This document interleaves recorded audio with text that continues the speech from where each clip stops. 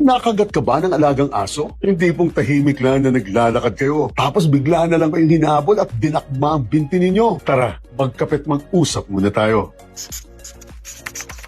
Dahil ang mananagot po sa mga sitwasyong ganito ay magdedepende sa aktwal na nangyari sa inyo. Dahil una, in general, ay malinaw po ang ating civil code na ang mga nag-aalaga sa hayop ang may vicarious liability o ang mananagot sa lahat ng danyos na kagagawan ng mga alagang hayop nito. At hindi po mawawala ang pananagutan nito kahit pa hindi nito sinasadyang makawala sa bahay, bakuran o sa pagkakatali po nito. Bukod pa po dito, alam nyo ba na mayroon na rin tayong RA 9842 o ang anti-rabies law kung saan malinaw na kinakailangan pa iniksyonan ng anti-rabies na bakuna ang lahat ng mga alagang aso. At kapag nakakagat ang alagang aso ninyo, obligasyon ng nag-aalaga nito na ipagamot ang taong nakagat ng alagang aso. At kapag hindi po ninyo ginawa ang bagay na ito, nako, pagbubultahin kayo ng hanggang 25,000 piso. Subalit pangalawa, bago po ninyo gawin ito, siguraduhin nyo munang wala rin kayong pagkukulang sa nangyari sa inyo. Dahil kung kayo po mismo ang umakyat sa bakuran ng ibang tao o kaya naman pumasok sa bahay ng kapitbahay ninyo sa kung anumang kadahilanan nito at dahil dito ay nakagat kayo, then mawawalan po kayo ng karapatang habulin ang may-ari ng kumagat sa inyo. At ganun din po ang mangyayari kung kayo mismo ang lumapit sa aso upang paglaruan o asarin ito.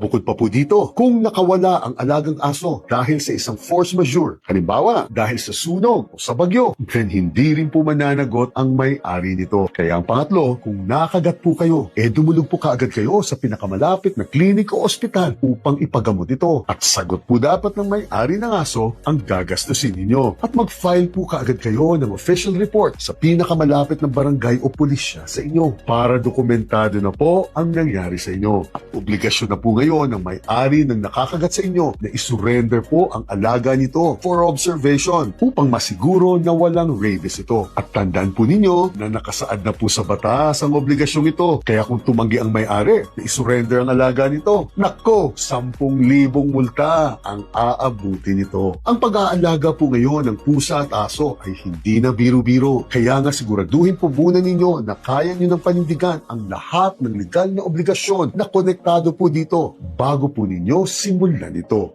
Ginet.